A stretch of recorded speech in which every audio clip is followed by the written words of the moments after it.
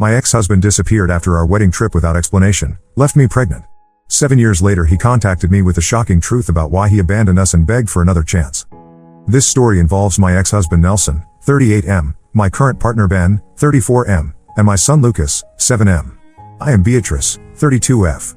For context, 7 years ago, I got divorced under the strangest circumstances.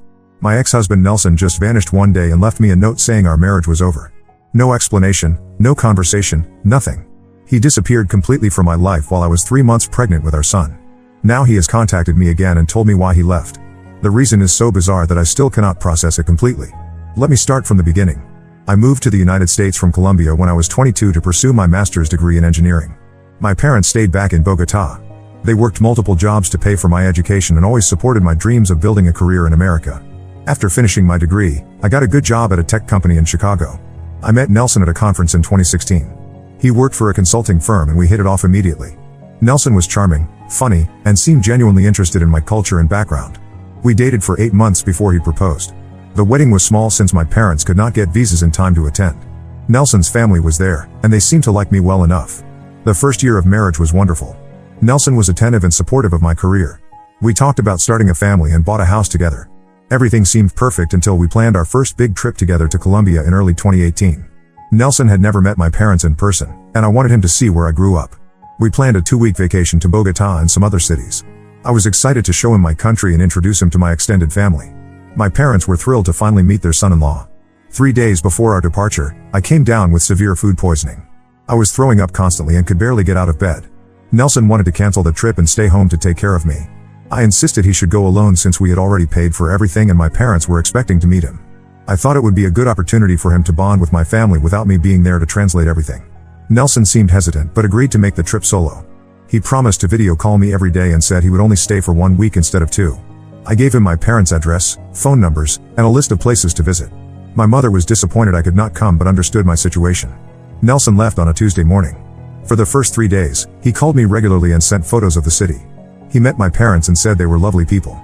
My mother called me separately to say how much she liked Nelson and that he was asking many questions about my childhood and our family. Everything seemed to be going well. On the 4th day, his calls became shorter and less frequent. When I asked what was wrong, he said he was just tired from all the sightseeing. By the 6th day, he stopped calling altogether. I tried reaching him multiple times but his phone went straight to voicemail. I called my parents to check if he was okay, but they said he had not visited them since the 2nd day. Nelson returned home after exactly 1 week as planned.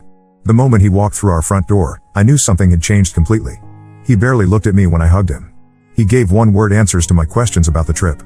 When I asked why he stopped calling, he just shrugged and said his phone had issues. That night, he slept on the couch without any explanation. For the next month, he was like a stranger living in our house. He left for work early and came home late. He stopped initiating conversations and avoided physical contact completely. When I tried to talk to him about what was wrong, he would say he was fine and change the subject. I started wondering if he had met someone else in Colombia, but that seemed unlikely since he spent most of his time alone. I considered that maybe my family had said something to offend him, but my parents insisted their interactions had been pleasant and brief. During this time, I discovered I was pregnant. When I told Nelson, he just nodded and walked away. He did not congratulate me or show any excitement about becoming a father. His reaction made me realize our marriage was probably over, but I had no idea why. One morning in late March, I woke up to find Nelson gone. All his clothes were missing from our closet. His car was not in the driveway. On the kitchen counter, there was a yellow sticky note that said, "We are done. I am filing for divorce. Do not contact me." I stared at that note for probably 20 minutes. I called his phone but it was disconnected. I drove to his office, but his colleagues said he had resigned the previous week. I went to his parents' house, and his mother answered the door. When I explained what happened, she looked at me with disgust and said Nelson had told them everything about me. She said I was a liar and a manipulator, and that I should stop pretending to be innocent. When I asked what Nelson had told them, she said they knew about my secret life in Colombia and that I should be ashamed of myself. Then she closed the door in my face. I was completely confused by her reaction. I had no idea what secret life she was referring to. I tried calling Nelson's friends and his brother, but none of them would tell me where he was or what he had said about me. His brother just repeated that Nelson had explained everything and that I should move on. For the next 2 months, I tried everything to get answers. I hired a private investigator to find Nelson, but he had apparently left Chicago completely. I called my parents to ask if something had happened during Nelson's visit that I was not aware of. They said Nelson had seemed like a nice man during their brief meetings and they could not understand why he would leave me. Eventually, I gave up trying to find him. The divorce papers arrived in the mail 4 months after he left. I signed them without fighting because I was exhausted and needed to focus on preparing for the baby. Lucas was born in October 2018, and Nelson never tried to contact me about his son. The years after the divorce were difficult but manageable. I threw myself into my work in raising Lucas. My parents visited from Colombia twice to meet their grandson, and we video called them every week. Lucas grew up knowing he had a father somewhere but understanding that the man was not part of our lives. In 2021, I met Ben through mutual friends at a barbecue. He was recently divorced himself and had an 8-year-old daughter from his previous marriage. We started as friends and slowly developed a relationship. Ben was patient with me about my trust issues and never pressured me to explain why my marriage had ended so suddenly. Ben and Lucas got along well from the beginning. He never tried to replace Lucas's father but became a positive male figure in my son's life. We moved in together last year, and everything was stable and peaceful. 3 weeks ago, I received a text message from an unknown number. The message said, "Beatrice, this is Nelson. I know you probably do not want to hear from me, but I need to explain why I left. Can we meet somewhere public to talk?" My first instinct was to delete the message and block the number. I showed the text to Ben, and he said the decision was entirely mine. He trusted me to handle the situation however I thought was best. I ignored the message for 2 days. Then Nelson sent another text. "I was an idiot and I owe you an explanation after all these years. I found out the truth about what happened in Colombia. Please give me one chance to tell you what really went on." The mention of Colombia caught my attention. I still had no idea what had happened during his trip that changed everything. After discussing it with Ben, I decided to meet Nelson once just to get closure. I texted him back and agreed to meet at a coffee shop downtown the following Saturday afternoon. I told Ben where I was going and when I expected to be back. He offered to come with me, but I thought it was better to handle this alone. Nelson was already sitting at a corner table when I arrived. He looked older and thinner than I remembered. He stood up when he saw me and awkwardly asked if I wanted coffee. I said no and sat down across from him. He started by apologizing for leaving the way he did. He said there was no excuse for abandoning me while I was pregnant and that he regretted not talking to me about what was bothering him. I accepted his apology for his cowardly behavior but told him that was not why I was there. I asked him directly why he had left our marriage. Nelson took a deep breath and said he needed to tell me about something that happened in Colombia that I knew nothing about. According to Nelson, on his 3rd day in Bogotá, a woman approached him at his hotel. She claimed to be my mother's sister and said she needed to talk to him privately about me. Nelson was confused because I had never mentioned having an aunt in the city. This woman, who called herself Elena, told Nelson that I had been lying to him about my past. She said I was already married to a man in Colombia and had a 4-year-old daughter with him. She claimed I had abandoned my family to come to America and start a new life. Nelson said he did not believe Elena at first, but she knew specific details about my childhood that I had shared with him. She knew about the scar on my knee from falling off my bike when I was 8. She knew about my first pet rabbit and how I had cried for days when it died. She even knew about my college boyfriend's name and how long we dated. Elena told Nelson that if he confronted me directly about my secret family, I would deny everything and probably become violent. She said I had a temper and had threatened family members before. She offered to take Nelson to meet my Colombian husband and daughter as proof. The next day, Elena picked up Nelson and drove him to a house in a different part of the city. There, he met a man named Miguel who claimed to be my husband, and a little girl who supposedly was my daughter. Miguel spoke decent English and told Nelson that I had left them 3 years earlier without any explanation. According to Nelson, the little girl looked somewhat like me and called Miguel Papa. Elena had photos on her phone that showed me with Miguel and the child at various family gatherings. Nelson said the evidence seemed convincing, especially since Elena knew so many personal details about my life. Elena warned Nelson that I was probably planning to bring my Colombian family to America once I got my citizenship through marriage to him. She said I was using Nelson as a stepping stone and would eventually divorce him once my real family was settled in the United States. Nelson said he spent his last 2 days in Colombia in shock, trying to process what he had learned. He could not understand how I had managed to keep such a big secret from him for over a year of marriage. When he returned to Chicago, he could not look at me without thinking about my supposed betrayal. He said he kept waiting for me to confess about my secret family, but I never brought up anything unusual about my past. When I told him about the pregnancy, he assumed it was part of my plan to anchor myself in America before revealing the truth. Nelson said he finally decided to leave because he could not stand living with someone he thought had been lying to him from the beginning. He was too humiliated to confront me about what he knew, so he just disappeared. I sat there listening to this story with my mouth open. It was the most ridiculous thing I had ever heard. I told Nelson that I had never been married before him, had never had children before Lucas, and did not have an aunt named Elena in Bogotá. I explained that my only relatives in that city were my parents and one cousin who lived across town. Nelson nodded and said he had figured that out recently. He told me that Elena had contacted him again 2 months ago with a new request. She wanted him to help her daughter get a visa to come to America. When Nelson refused, Elena became angry and started threatening to expose some other secret about him. Nelson said Elena's desperation made him suspicious, so he started asking her detailed questions about me and my family. Her answers began contradicting what she had told him years earlier. When he pressed her harder, Elena finally admitted that she had made up the entire story about my secret marriage and child. According to Nelson, Elena confessed that she was actually a distant relative of mine who had been jealous of my success in America. She had heard about my marriage to an American man and decided to destroy it out of spite. She had recruited her neighbor Miguel and his daughter to play the roles of my supposed family. Elena had gotten personal information about me from my social media posts and from conversations with my parents, who had mentioned details about my childhood during Nelson's visit. She used this information to make her lies seem credible. Nelson said Elena claimed she had not meant for the deception to go as far as it did. She thought Nelson would just confront me about the fake family and that we would have a fight that might cause some temporary problems in our marriage. She never expected him to leave me completely. Nelson finished his story by saying he was sorry for believing Elena's lies and asked if there was any possibility we could work things out. He said he had never stopped thinking about me and Lucas and wanted to be a proper father to his son. I looked at Nelson and told him there was absolutely no chance of reconciliation. I explained that even if his excuse was true, he had chosen to believe a stranger's word over his wife's character. He had decided to abandon his pregnant wife rather than have an honest conversation about his concerns. He had allowed his parents to insult me and had made no effort to contact his son for 7 years. I told Nelson that I was in a committed relationship with a good man who treated me and Lucas with respect. I said Lucas was thriving and did not need the chaos that Nelson's presence would bring to his life. Nelson started crying and begging me to at least let him meet Lucas once. I told him that ship had sailed when he chose to believe lies about me rather than trust the woman he had married. I got up and walked out of the coffee shop. I drove home and told Ben everything that had happened. He held me while I cried from frustration and anger. Ben said he was proud of how I had handled the situation and that he supported whatever decision I made about Nelson's request to meet Lucas. Now I keep getting text messages from Nelson asking for another chance to explain himself. He says he wants to make up for lost time with Lucas and that he has learned from his mistakes.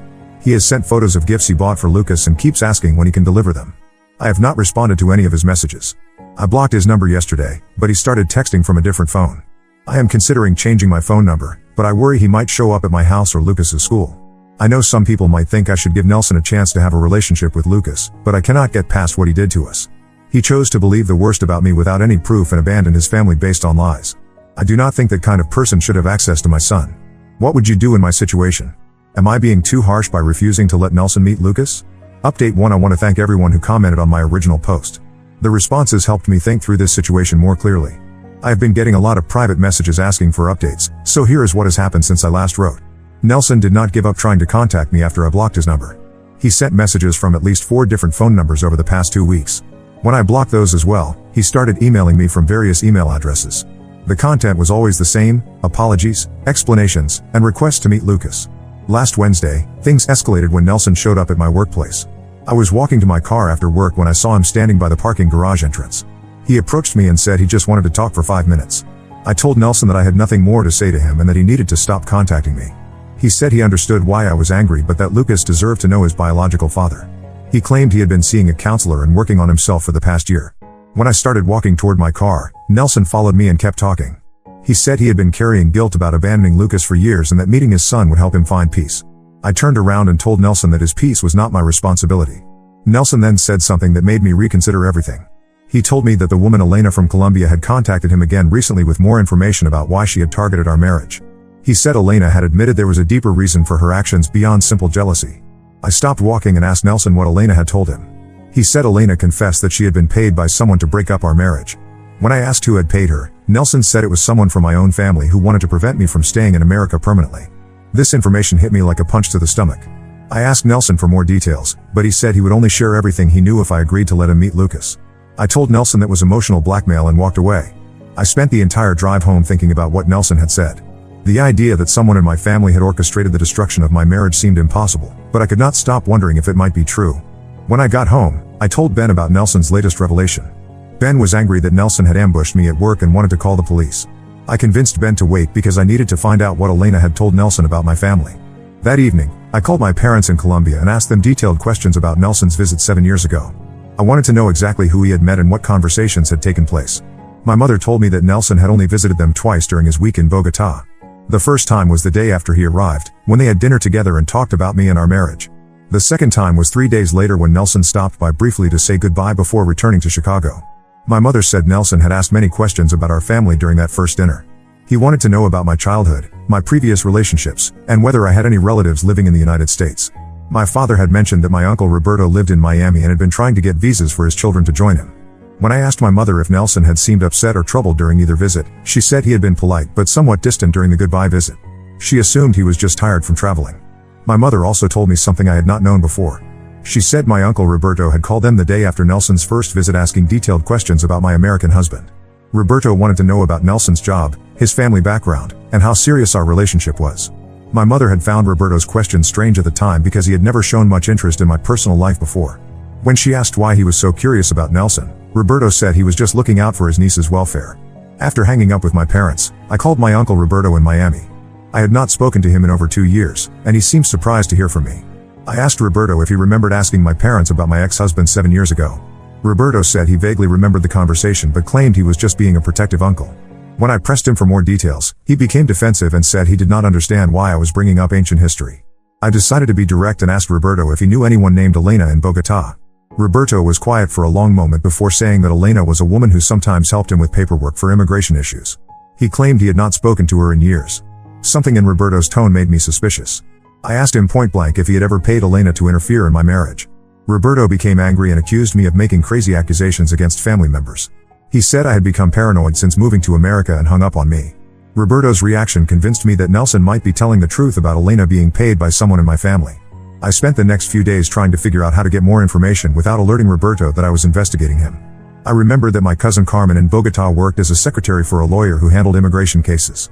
I called Carmen and asked if she knew anything about a woman named Elena who helped people with American visa applications. Carmen said she had heard of Elena through work connections. According to Carmen, Elena had a reputation for using questionable methods to help Colombian families get their relatives to America. Carmen had heard rumors that Elena would sometimes create fake relationships or marriages to help people obtain visas. When I asked Carmen if she knew whether Elena had ever worked with my uncle Roberto, Carmen hesitated before saying she had seen them together at a coffee shop about 2 years ago. Carmen said she had found it odd because Roberto usually handled his own paperwork. This conversation confirmed my suspicions that Roberto and Elena knew each other beyond what Roberto had admitted. I realized I needed to confront Nelson again to get the full story about what Elena had told him. I called Nelson from a blocked number and agreed to meet him again. This time I chose a public library where we could talk without being interrupted. I told Ben where I was going and asked him to call me in 1 hour if he had not heard from me. Nelson arrived at the library looking hopeful. I told him immediately that I was not there to discuss reconciliation or his relationship with Lucas. I only wanted to know everything Elena had told him about who paid her to destroy our marriage. Nelson seemed disappointed but agreed to share what he knew. He said Elena had contacted him 6 weeks ago asking for money. When Nelson refused, Elena became desperate and offered to tell him the truth about why she had been hired to break up our marriage. According to Nelson, Elena said my uncle Roberto had contacted her in early 2018 through mutual connections in the immigration community. Roberto told Elena that his niece was married to an American man and that this marriage was preventing Roberto's own children from getting help with their visa applications. Elena said Roberto explained that I was too focused on my own life in America to help my extended family with immigration issues. Roberto believed that if my marriage failed, I would return to Colombia or at least be more willing to sponsor other family members for visas. Roberto had paid Elena $5,000 to convince Nelson that I was already married in Colombia.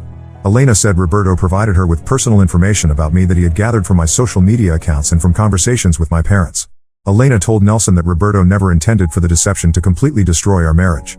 Roberto thought Nelson would confront me about the fake family, we would have relationship problems, and eventually I would divorce Nelson and be more available to help Roberto's children immigrate to America. Elena said she felt guilty about how far the deception had gone, especially after learning that I had been pregnant when Nelson left me. She claimed she had tried to contact Nelson several times over the years to tell him the truth, but Roberto had threatened to report her illegal activities to immigration authorities if she revealed his involvement. Nelson said Elena only decided to confess everything recently because Roberto had stopped paying her the monthly silence fee he had promised her.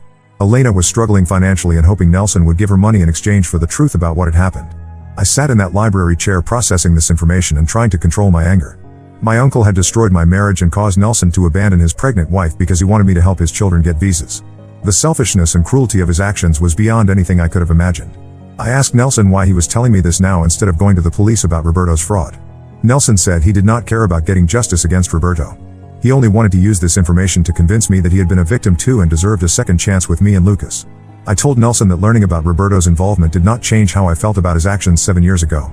Nelson had still chosen to believe lies about me rather than trust his own wife. He had still abandoned his pregnant wife without explanation. Roberto's manipulation did not excuse Nelson's choices.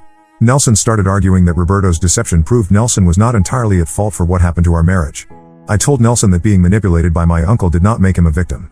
It made him someone with poor judgment who was easily influenced by strangers. I left the library and drove straight to Ben's office. I needed to tell someone I trusted about what I had learned before I did something I might regret. Ben listened to the whole story and then held me while I cried from rage and betrayal. Ben said he thought I should call the police and report Roberto for fraud, but I was not sure what crimes had actually been committed. Ben also said he thought Nelson's attempt to use this information to get access to Lucas was manipulative and disgusting. That night, I called my parents again and told them everything I had learned about Roberto's role in destroying my marriage. My mother started crying and apologizing for not realizing what her brother had done. My father was silent for a long time before saying he wanted to confront Roberto personally. I asked my parents not to contact Roberto until I decided how to handle the situation. I needed time to process everything and figure out what steps to take next. Since that conversation, I have been researching legal options for dealing with Roberto's fraud. I have also been wondering whether I should try to get more evidence of his involvement before taking action. Nelson has continued texting me asking about when he can meet Lucas. I have not responded to any of his messages because I'm still processing everything I learned. Part of me feels sorry for Nelson now that I know he was manipulated by Roberto, but I still cannot forgive how he handled the situation. I keep thinking about how different my life would have been if Nelson had just talked to me about his concerns 7 years ago. Lucas would have grown up with his biological father. I might never have met Ben. The whole trajectory of our lives was changed by Roberto's greed and Nelson's cowardice.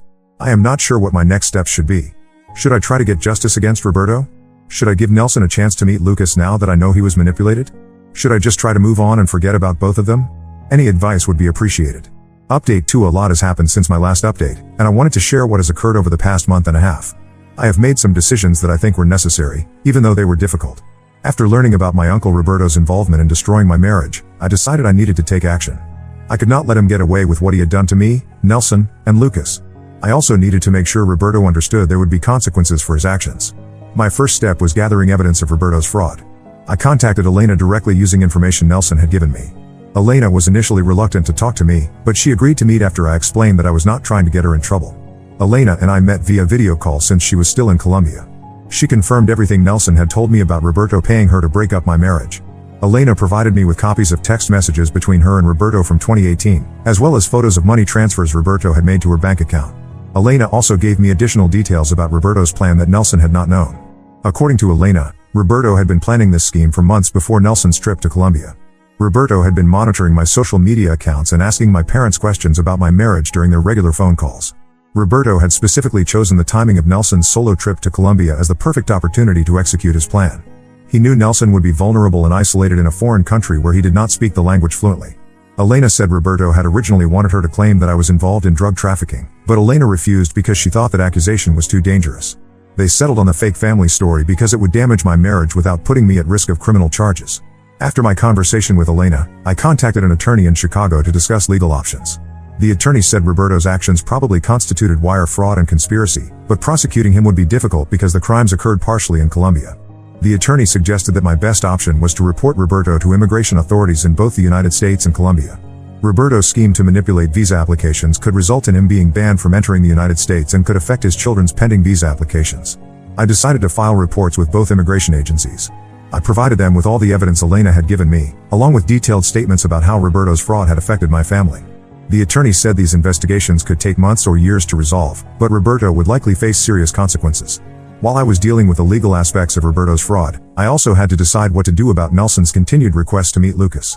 Nelson had been sending me messages almost daily asking about when he could see his son. I discussed the situation with Ben multiple times over several weeks. Ben said he would support whatever decision I made, but he thought I should consider what would be best for Lucas in the long term. Ben pointed out that Lucas was getting older and would soon start asking more questions about his biological father.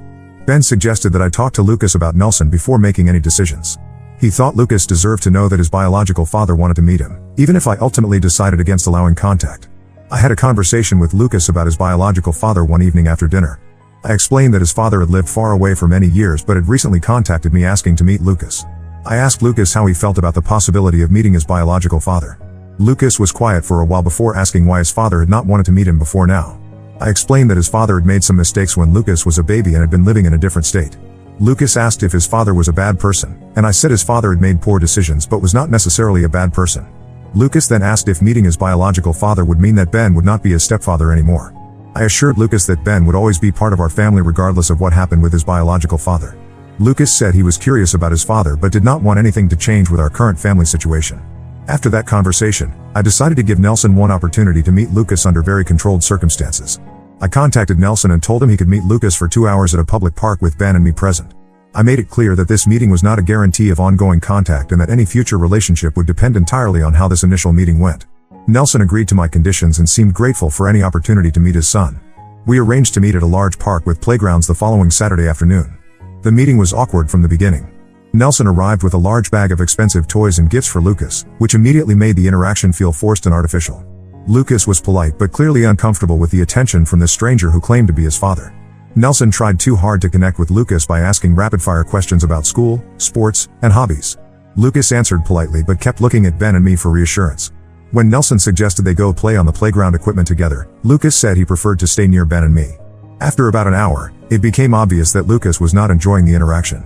Nelson was becoming frustrated that Lucas was not responding enthusiastically to his attempts at bonding.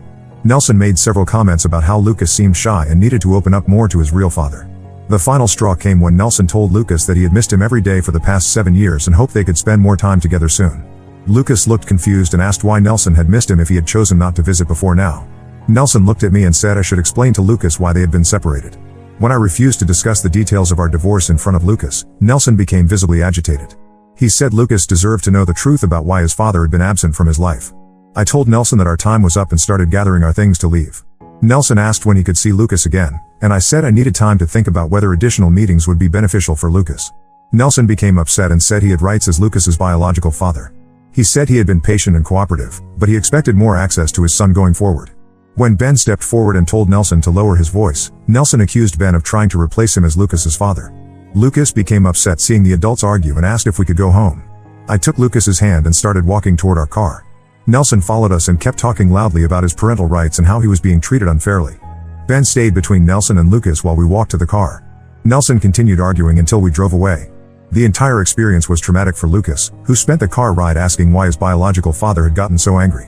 When we got home, Lucas told me he did not want to see his biological father again. He said the man made him uncomfortable and seemed mean. Lucas asked if Nelson would try to take him away from Ben and me, and I assured him that would never happen. I decided that Nelson had demonstrated exactly why he should not have access to Lucas. His inability to respect boundaries, his sense of entitlement, and his willingness to create conflict in front of a child proved that he was not ready to be a responsible parent. I sent Nelson a text message the next day explaining that there would be no further contact between him and Lucas. I told Nelson that his behavior at the park had been inappropriate and that Lucas had asked not to see him again. Nelson responded with a series of angry messages accusing me of poisoning Lucas against him and threatening to take legal action to establish his parental rights. He said I had orchestrated the entire meeting to fail and had never intended to give him a real chance with his son. I blocked Nelson's number and all of his known email addresses. I also contacted the attorney who had helped me with the Roberto situation to discuss options if Nelson tried to pursue legal action regarding custody or visitation.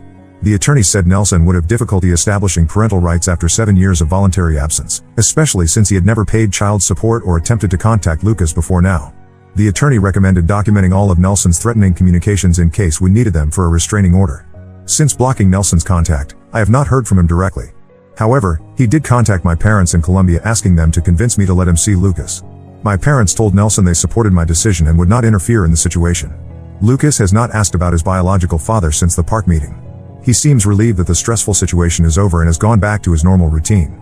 Ben has been especially supportive of Lucas during this time and has made sure Lucas knows that nothing about our family dynamic will change. As for Roberto, the immigration investigations are still ongoing. I have not had any direct contact with him since our phone conversation 2 months ago. My parents told me that Roberto's children's visa applications have been put on hold while authorities review the allegations against him.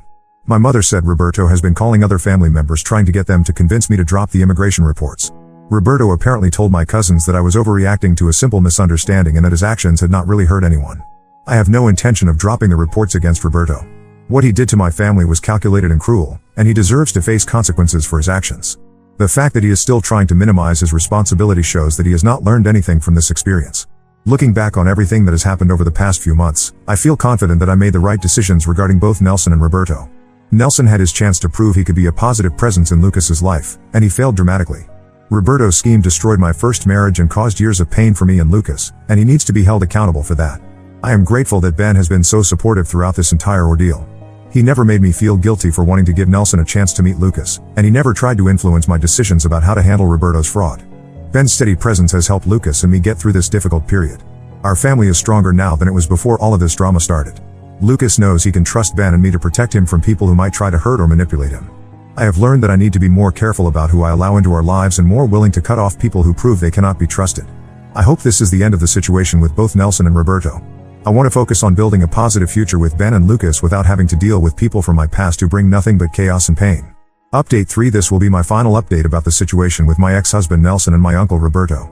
Several important things have happened over the past 3 months that I wanted to share before closing this chapter of my life completely. The immigration investigations into Roberto's fraud have moved forward more quickly than I expected. Last month, I received a call from an immigration officer informing me that Roberto has been permanently banned from entering the United States. His children's visa applications have also been denied due to their father's fraudulent activities.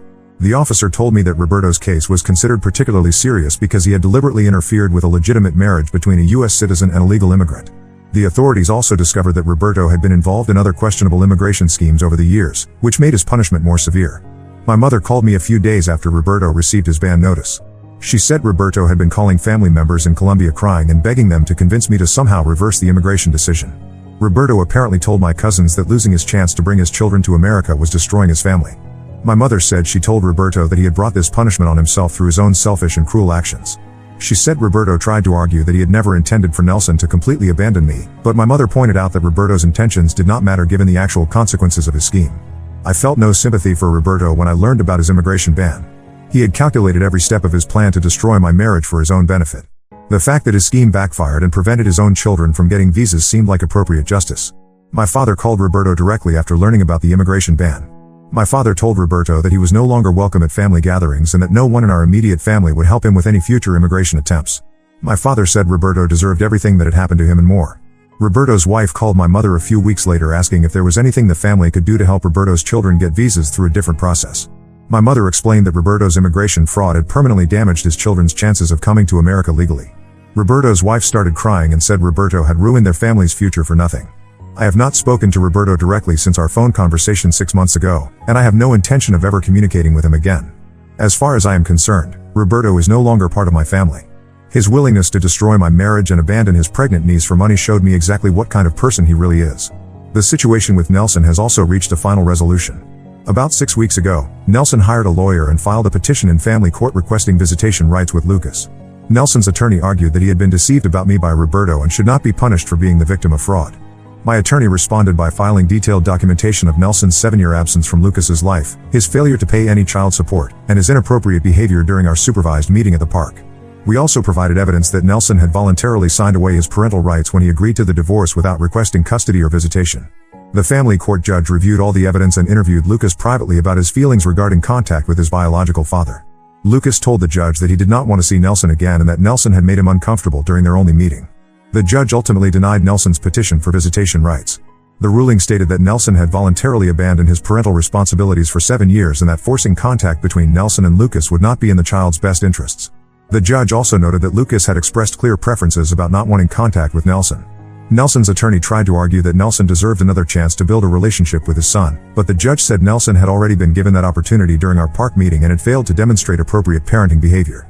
After losing his court case, Nelson sent me one final email through his attorney. The message said he accepted the court's decision and would not pursue any further legal action regarding Lucas. Nelson said he hopes someday Lucas would be curious enough about his biological father to initiate contact voluntarily. Nelson also apologized again for believing Roberto's lies about me and for abandoning our family 7 years ago. He said he understood why I could not forgive him and that he respected my decision to protect Lucas from further contact with him. I felt relieved when I received Nelson's final message because it meant the legal battle was over and Nelson had accepted that he would not be part of Lucas's life. I had been worried that Nelson might continue fighting for visitation rights for years, which would have been stressful and expensive for our family. Lucas knows that his biological father tried to get court-ordered visits but that the judge decided Lucas did not have to see him. Lucas seemed pleased with the judge's decision and said he was glad he would not have to worry about seeing Nelson again. Ben has been incredible throughout this entire legal process. He attended every court hearing with me and helped Lucas understand what was happening without making him feel scared or guilty. Ben also offered to formally adopt Lucas if that would provide additional legal protection against future contact attempts from Nelson.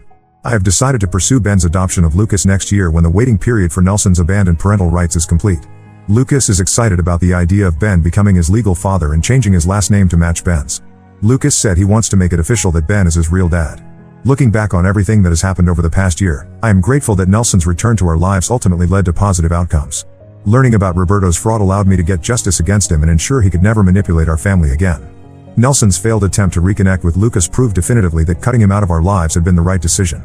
I also learned important lessons about trusting my instincts and protecting my family from people who bring chaos and drama into our lives. I realized that I do not owe second chances to people who have proven they cannot be trusted, even if they claim to have changed or learned from their mistakes. Ben and Lucas are my real family now. We have built a stable, loving home together based on mutual respect and genuine care for each other. We do not need people from my past who only bring pain and complications into our peaceful life. I will not be posting any more updates about this situation because I consider it completely resolved. Nelson and Roberto are both permanently out of our lives, and Lucas will grow up knowing he is wanted and protected by parents who put his well-being first. For anyone dealing with similar situations involving manipulative family members or absent parents trying to return, I recommend trusting your instincts about what is best for your children. Do not let guilt or family pressure convince you to give people access to your kids if those people have already proven they cannot be trusted. Sometimes the kindest thing you can do for your children is to keep toxic people away from them, even if those people share DNA. Lucas deserves to grow up in a drama-free environment surrounded by people who have earned the right to be called family. Thank you to everyone who commented on my posts and offered support during this difficult time.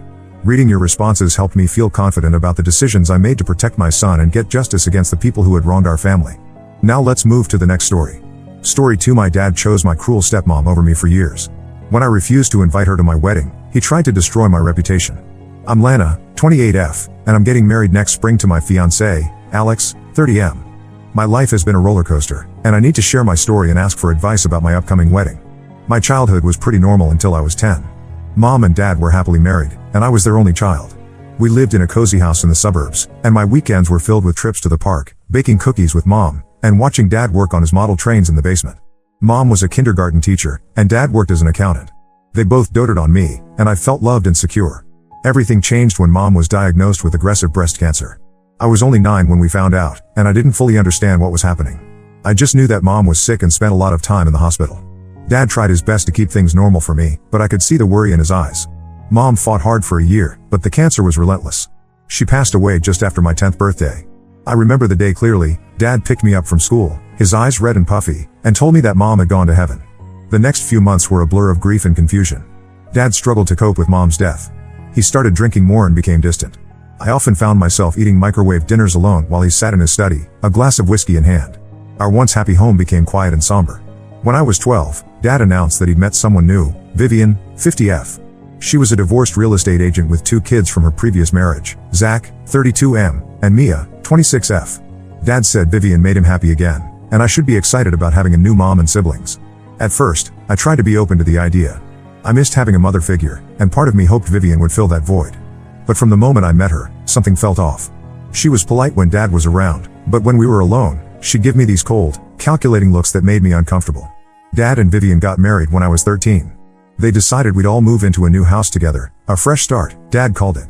I had to leave behind the only home I'd ever known, the one filled with memories of mom. It felt like I was losing her all over again.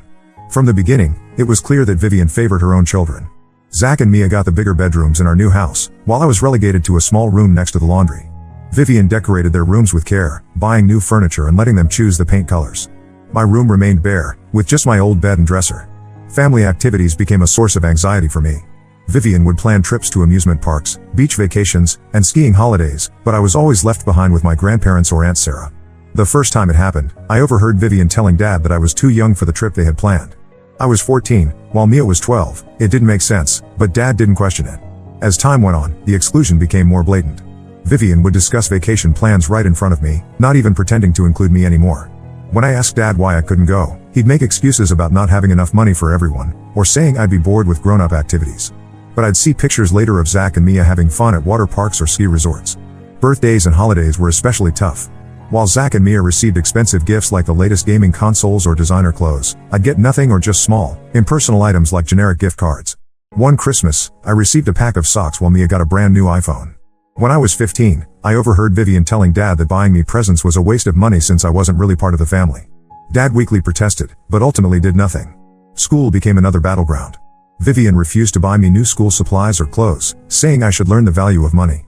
I started babysitting and doing odd jobs around the neighborhood from the age of 14 just to afford basic necessities. Meanwhile, Mia got a new wardrobe every season and the latest gadgets. Zach, who was in college by then, had a car bought for him and his tuition fully paid. The worst part was the constant emotional abuse. Vivian never missed an opportunity to belittle me. She'd criticize my appearance, saying things like, "No wonder you don't have a boyfriend, who'd want to date such a plain Jane." Or "You should really try to lose some weight, honey. No one likes a chubby girl." She'd compare me unfavorably to Mia, who was naturally slim and outgoing. Vivian would also make snide comments about my intelligence.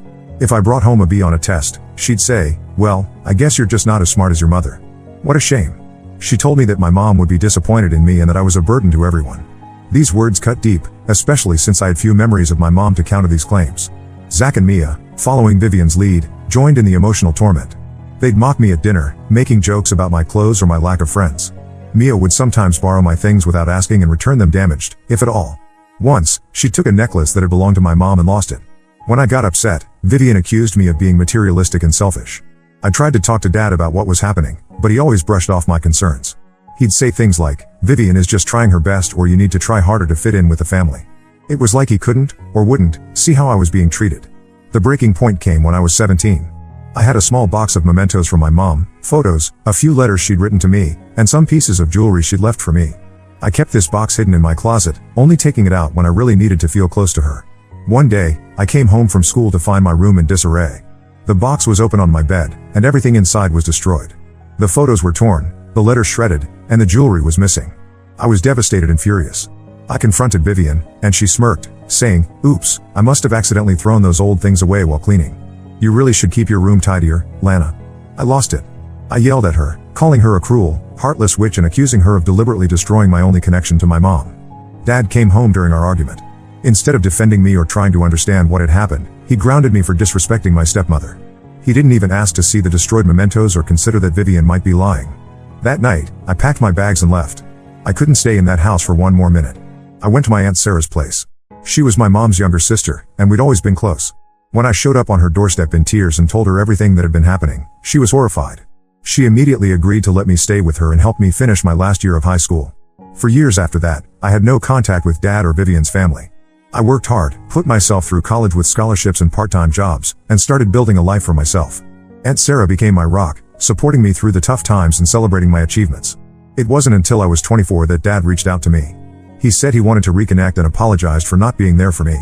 At first, I ignored his messages.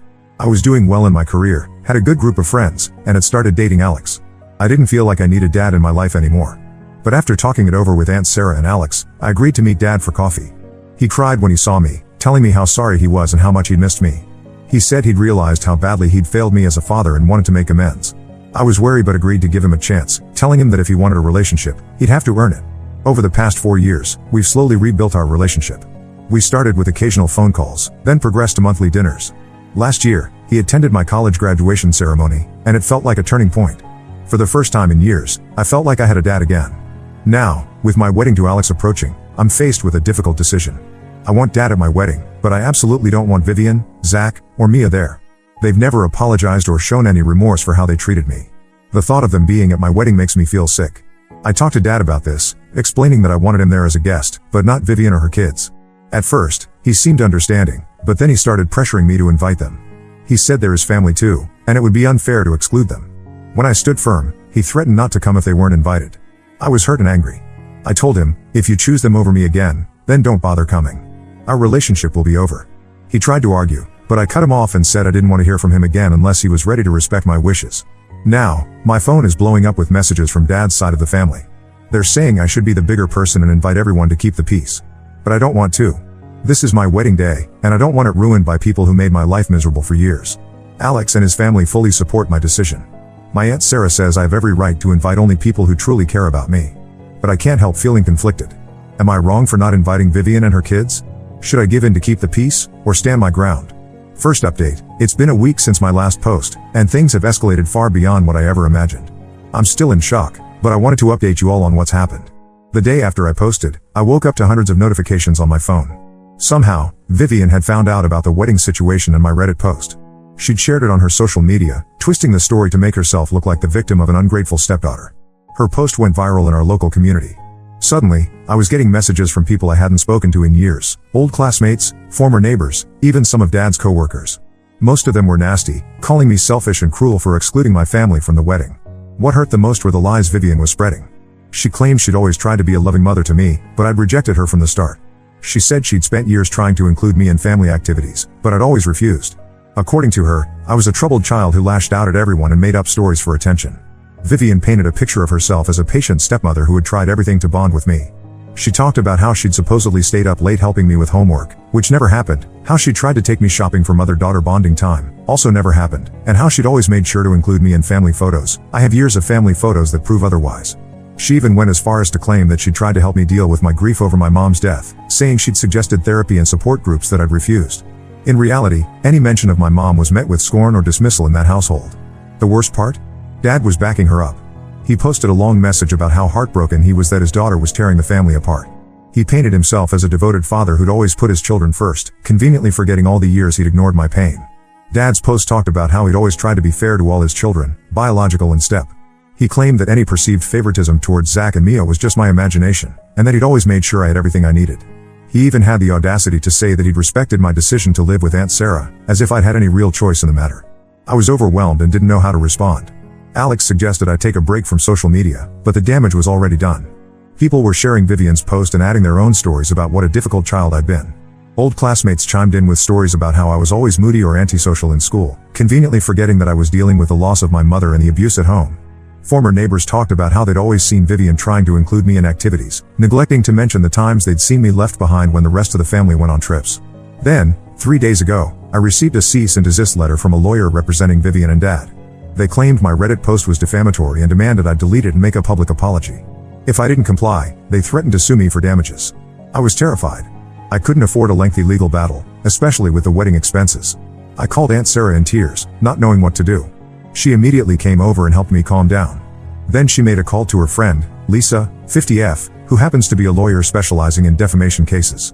Lisa reviewed the letter and my original post. She assured me that truth is an absolute defense against defamation claims. She also pointed out that I hadn't named anyone in my post, so it would be hard for them to prove it was about them specifically. With Lisa's help, I drafted a response to their lawyer. We stated that I stood by everything in my post, and if they pursued legal action, I was prepared to provide evidence of the abuse I'd suffered, including testimonies from teachers and neighbors who'd witnessed it. Yesterday, I received another bombshell. My cousin Jake, 25M, reached out to me. He's Dad's nephew, and we were close as kids before Vivian came into the picture. Jake said he'd seen Vivian's post and knew it was all lies. He revealed that when we were teenagers, he'd caught Vivian badmouthing me to other family members at a reunion. He'd always felt guilty for not speaking up then, but now he wanted to help. Jake shared a memory from when I was 15. There was a big family reunion, and I wasn't there because Vivian had told everyone I was too busy with a school project to attend. In reality, I hadn't even been told about the reunion. Jake overheard Vivian telling some aunts that I was a problem child who was tearing the family apart with my attention-seeking behavior. Jake offered to make a public post corroborating my story. He said he'd witnessed how Vivian treated me on several occasions and was willing to go on record about it. I was touched by his support but worried about the backlash he might face. As of now, I'm waiting to see how Vivian and Dad will respond to my lawyer's letter. Alex and I have decided to postpone making any wedding decisions until this blows over. We're considering having a small destination wedding instead, with just our closest friends and supportive family members. I'm still processing everything that's happened. The public shaming and threats have been overwhelming, but I'm trying to stay strong. Aunt Sarah, Alex, and his family have been incredibly supportive. They keep reminding me that I'm not alone in this. I'll update again when I have more information. Thank you all for your advice and support. It means more than you know. Second update, it's been a month since my last update, and a lot has changed. I'm still trying to wrap my head around everything that's happened, but I wanted to share the latest developments with you all. First, the good news, Vivian and Dad backed down after receiving our lawyer's response. Lisa thinks they realized they didn't have a strong case and were bluffing with their legal threats. They've gone silent on social media, and the wave of public shaming has mostly died down. Jake did end up making a public post supporting me. He shared specific instances of Vivian's mistreatment that he'd witnessed, including the time he overheard her convincing Dad not to pay for my school trip while simultaneously planning an expensive vacation for Zach and Mia. His post caused quite a stir in the family, with several relatives reaching out to apologize for not seeing what was happening when I was younger. Jake's post also included a story from when I was 16. There was a family Christmas party at my grandparents' house, and Vivian had told everyone I couldn't come because I was sick. In reality, she'd never told me about the party. Jake had stopped by our house to drop off a present for me and found me alone, perfectly healthy, while the rest of the family was at the party. When he asked why I wasn't there, I broke down and told him everything. He felt guilty for years for not speaking up then. Now, for the unexpected turn of events. About 2 weeks ago, I received a message from Mia, my stepsister. She asked if we could meet in person to talk. After discussing it with Alex and Aunt Sarah, I agreed to meet her in a public cafe. When I saw Mia, I hardly recognized her. The confident, sneering girl I remembered looked small and nervous. As soon as we sat down, she burst into tears and started apologizing. Between sobs, she told me a story that shocked me to my core. Apparently, Vivian had been manipulating all of us for years. She told Mia and Zach that I hated them and was trying to turn Dad against them. She convinced them that the only way to protect their place in the family was to push me out. Mia said she'd always felt guilty about how they treated me, but Vivian would punish her if she showed me any kindness. Mia revealed that Vivian had a history of this behavior. She'd done something similar with their father's children from a previous marriage, which was why they had no contact with their older half-siblings. Mia had recently reconnected with her half-sister and learned the truth about their shared history with Vivian. She told me about incidents I'd forgotten or never knew about. Like the time when I was 14 and had won a school art competition. Mia had wanted to congratulate me, but Vivian told her I was gloating about my win and trying to make Mia feel bad about her own lack of artistic talent. Or the time when Mia had found my destroyed mementos from my mom in the trash and Vivian had convinced her I'd done it myself in a fit of rage. I was stunned. While this didn't excuse Mia's behavior, it certainly explained a lot. She told me she's been in therapy for the past year, working through the emotional abuse she'd suffered at Vivian's hands. She didn't expect forgiveness but wanted me to know the truth. As for Zach and Dad, Mia said they're still under Vivian's influence. Zach refuses to believe anything negative about his mother and Dad. Well, Mia thinks he's too afraid of being alone to stand up to Vivian. This conversation with Mia has left me with mixed emotions. On one hand, I'm angry that it took her this long to reach out. On the other, I understand the courage it must have taken to break away from Vivian's control and face me. Alex and I have decided to go ahead with our original wedding plans. We're not inviting Vivian, Zach, or Dad, but we've left the door open for Mia to attend if she continues to show genuine remorse and a desire to make amends. Aunt Sarah has been my rock through all of this. She's walking me down the aisle, and we've planned a special tribute to my mom during the ceremony. We're going to have a locket with Mom's picture in my bouquet, and we've chosen her favorite flowers for the centerpieces. As for Dad, I've realized that I can't keep hoping he'll change.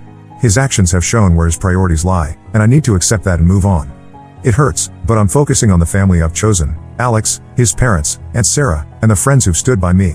The wedding is in 3 months, and for the first time, I'm excited about it without any reservations. I feel like I'm finally closing a painful chapter of my life and starting a new one with people who truly love and support me. Thank you all for your advice and support throughout this journey. I'll post one final update after the wedding to let you know how it all turned out. Third update. Hello everyone, it's been 6 months since my last update, and as promised, I'm here to share how everything turned out. The wedding was absolutely beautiful. We had a small ceremony in a picturesque garden, surrounded by our closest friends and family. Aunt Sarah walked me down the aisle, and there wasn't a dry eye when we did the tribute to my mom. We had a photo of her on a special chair in the front row, with her favorite flowers. It felt like she was there with us. Mia did attend the wedding. In the months leading up to it, she continued to show genuine remorse and made efforts to make amends. She even helped with some of the wedding preparations. While we're not best friends, we're slowly building a positive relationship. On the wedding day, she gave me a heartfelt card and a locket that had belonged to her grandmother, a touching gesture to replace the one I'd lost years ago. The day wasn't without drama, though. About an hour before the ceremony, one of our guests spotted Dad lurking near the venue. Apparently, he'd found out the details from a loose-lipped relative. Thankfully, Alex's brothers quickly and quietly escorted him away before I even knew he was there. They told me about it after the reception, and I'm grateful they handled it without disrupting our day. As for Vivian and Zach, we haven't heard anything from them since the legal threats fizzled out. From what Mia has told us, Vivian is furious that Mia attended the wedding and has been trying to turn the rest of the family against her. On a happier note, cousin Jake and I have become quite close. He's been a great support, and it's nice to have a positive male family figure in my life. He and his girlfriend have become good friends with Alex and me, and we often double date. Jake has been helping me reconnect with other family members who were kept away by Vivian's lies. Alex and I are settling into married life wonderfully. We've bought a small house in a new city, away from all the drama. I've started a new job that I love, and Alex has been promoted at his company. We're talking about starting a family of our own in a couple of years, and I'm excited about the chance to create the loving home I didn't have growing up. Looking back on everything that's happened, I can hardly believe how much has changed in a year. While part of me is sad that I don't have the relationship with Dad that I always wanted, I'm at peace with it. I've realized that family isn't just about blood, it's about the people who love and support you unconditionally. Aunt Sarah continues to be a huge part of our lives. She's like a mother to me, and Alex adores her too. We have dinner with her every Sunday, carrying on a tradition that she started when I first came to live with her as a teenager. As for Mia, we're taking things slow. We meet for coffee once a month and are slowly getting to know each other as adults, without Vivian's influence poisoning our relationship. It's not always easy, but I think we're both committed to trying. Thank you all for your support throughout this journey. Your advice and kind words helped me stay strong during some of the toughest moments. I'm closing this chapter of my life with a heart full of gratitude and hope for the future.